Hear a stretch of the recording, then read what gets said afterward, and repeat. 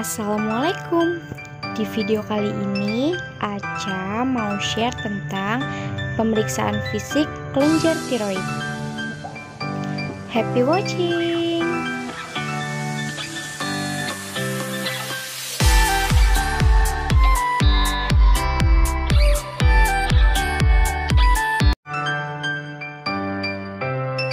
Selamat malam Ibu. Malam Dok. Baik Ibu, dengan saya Dr. Anastasia. Hari ini kita akan melanjutkan pemeriksaan selanjutnya, yaitu pemeriksaan fisik ya Ibu. Sebelumnya saya akan konfirmasi identitas Ibu. Bisa disebutkan nama dan usianya? Saya Dita, 20 tahun. Ibu Dita, 20 tahun ya? Iya. Alamatnya di mana? Di Depok. Di Depok ya? Iya. Jadi hari ini saya akan melakukan pemeriksaan kelenjar tiroid. Mungkin nanti pada saat pemeriksaan akan dirasakan tidak nyaman karena saya akan menyentuh beberapa bagian pada tubuh Ibu. Tetapi pemeriksaan ini penting. Apakah Ibu bersedia? Bersedia. Oke, baik Ibu bisa ke bed terlebih dahulu. Saya akan mencuci tangan dan mempersiapkan alatnya. Oke, silakan Ibu.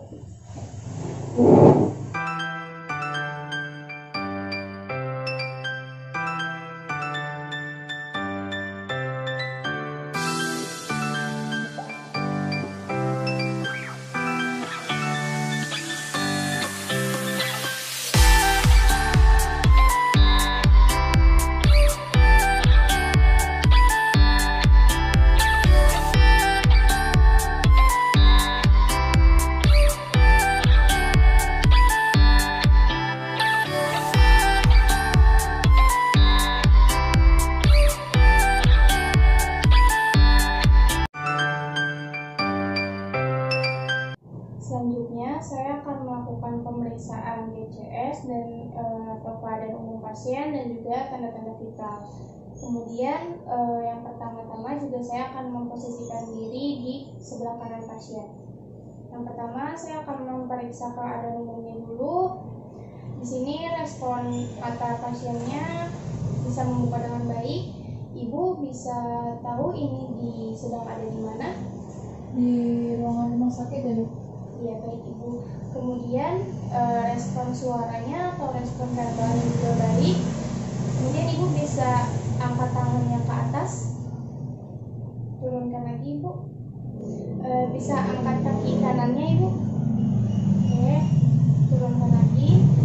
Ditekuk kaki kirinya Ibu. Ya, baik, diluruskan lagi. Oke, baik. Kemudian respon motoriknya juga baik. Jadi dari skor BCS-nya adalah 15. Selanjutnya saya akan melakukan pemeriksaan tanda-tanda vital. Yang pertama, tekanan darah. Bu, sebelumnya apakah sudah pernah tensi? Udah, lupa saya, Dok, berapa? Oh, ya.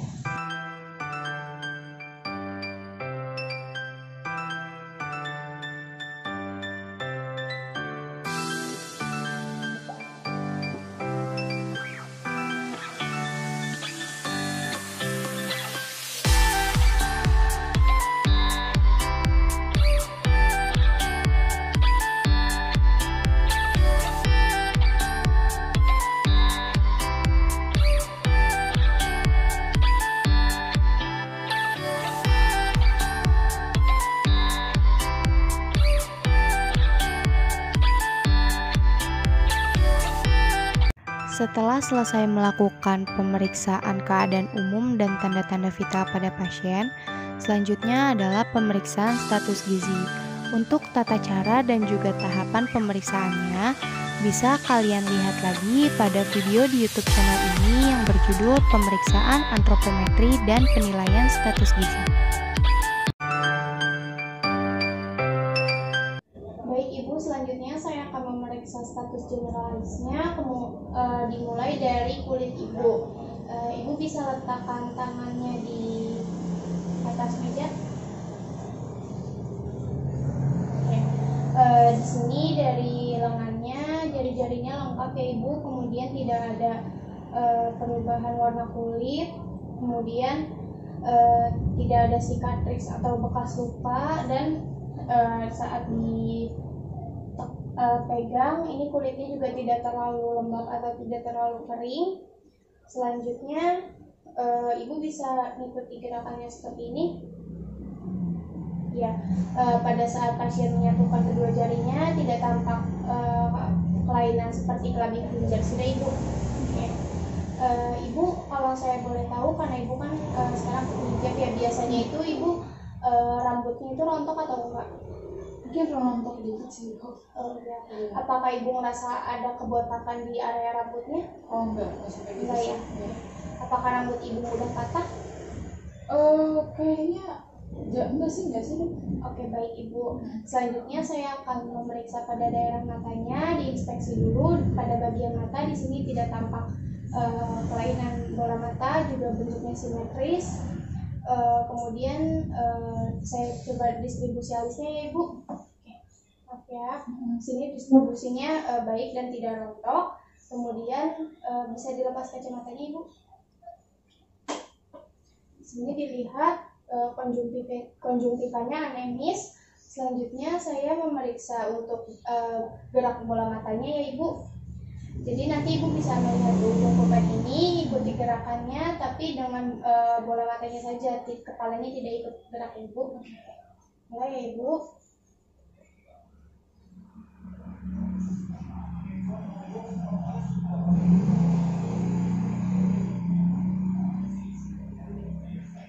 Dari hasil pemeriksaan gerak bola mata, semuanya dalam batas normal.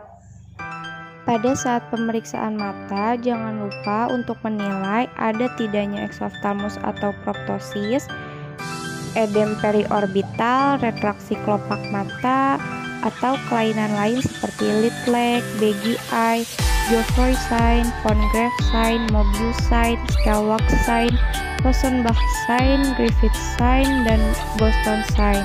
Selanjutnya saya akan memeriksa untuk kekuatan ototnya. Ibu bisa direntangkan tangannya. Kemudian setelah meminta pasien merentangkan tangannya, letakkan kertas di atas tangannya. Kemudian dilihat apakah ada gerakan tremor, baik tremor halus ataupun tremor kasar. Di sini tidak tampak tremor. Selanjutnya melakukan pemeriksaan refleks tendon Achilles dengan meminta pasien untuk berlutut di atas kursi dan pastikan bagian tumitnya menggantung seperti ini.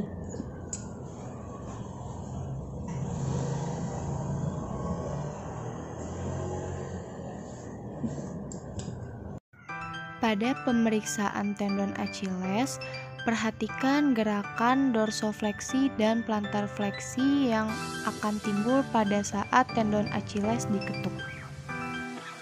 Bila gerakan dorsofleksi spontan, maka tidak ada kelainan pada tendon Achilles pasien.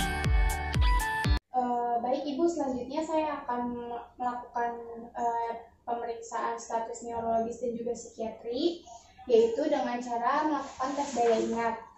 Ini saya ada deretan huruf besar dan juga huruf kecil, nanti bisa Ibu sambungkan ya Ibu. Oke. Baik Ibu, silakan.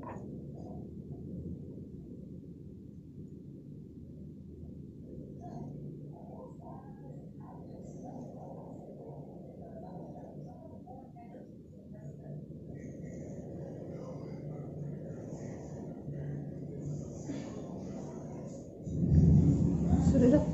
Oke, baik. Selanjutnya ini ada gambar jam kosong. Ibu bisa gambarkan jarum jamnya untuk pukul 7 malam sekarang. 7 malam ya Dok? Ya.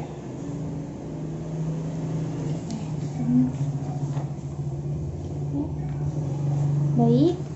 Selanjutnya di sini saya ada gambar deretan binatang. Ya. Kemudian bisa Ibu tunjukkan gambar badak. Ini Dok. Oke, untuk sapi Ini Dok. dan panda. Ini. Oke, baik.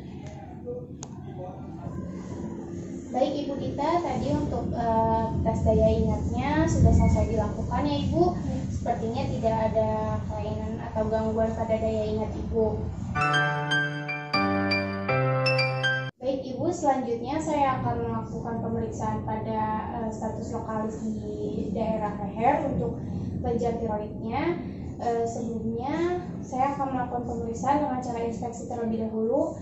Di sini pada saat inspeksi tidak tampak pembesaran pada kelenjar tiroidnya. Kemudian ibu, apakah ibu bisa mendongakkan kepalanya ke atas? Oke. Menunduk ibu. Oke. Boleh lihat saya lagi. Pada saat menunduk ada rasa nyeri tidak bu? Oke, tidak. Ibu bisa diminum, kemudian ibu mendangak dan menelan airnya sambil mendangak. Oke, sudah.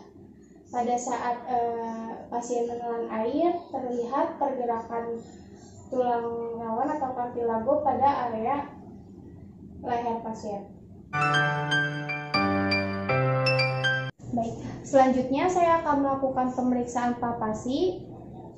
Palpasi bisa dilakukan dengan 3 cara. Yang pertama itu palpasi dari sisi lateral atau dari sisi pasien dari sebelah kanan pasien. Kemudian dilakukan perabaan pada area leher dan dilakukan penekanan pada kelenjar tiroidnya. Di sini tidak teraba pembesaran ataupun tidak teraba kelenjar tiroid maupun ismusnya. Selanjutnya melakukan palpasi dari arah posterior dan dilakukan penekanan pada bagian leher. Kemudian di sini tidak teraba juga dari arah posterior, tidak teraba pembengkakan, dan ditekan pada bagian fossa jugularis apakah terdapat pembengkakan. Di sini juga tidak terdapat pembengkakan. Selanjutnya pemeriksaan dari arah anterior dengan menggunakan telunjuk dan juga ibu jari.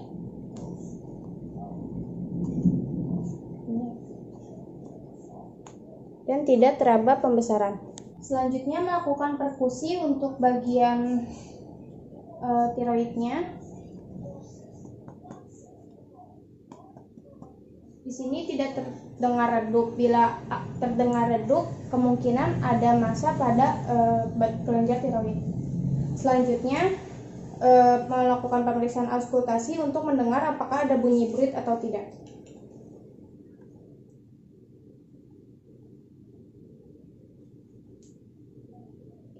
Pada saat dilakukan auskultasi juga tidak terdengar bunyi bruit.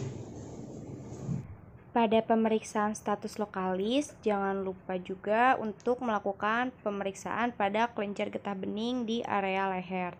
Kemudian jangan lupa bila terdapat pembengkakan, lakukan pemeriksaan transiluminasi untuk melihat massanya. Kemudian bila ada pembengkakan dan terdapat massa juga tentukan skor indeks Wine dari massa tersebut. Baik Ibu Dita, untuk pemeriksaannya sudah selesai. Tadi dari pemeriksaannya, dari keadaan umum Ibu sampai hasil pemeriksaan kelenjar tiroidnya semuanya dalam batas normal. Tetapi melihat dari keluhan utama Ibu yang sudah disebutkan sebelumnya, kemungkinan ada kelainan dari fungsi tiroidnya. Jadi untuk itu saya akan merencanakan pemeriksaan selanjutnya seperti pemeriksaan USG dan juga ronsen, dan mungkin nanti dari pemeriksaan fungsi tiroidnya. Jadi apakah ada yang ingin ditanyakan dulu Ibu? Jadi ntar periksa langsung ronsen itu ya? Iya begitu Ibu. Oke, jadi itu aja dong. Oke, baik Ibu, terima kasih ya Ibu. Iya, sama-sama. Terima kasih yang sudah menonton video ini. Semoga video ini bermanfaat dan mohon maaf bila ada kekurangan dari video ini. Jangan lupa klik tombol like, share, dan subscribe channel ini. Terima kasih.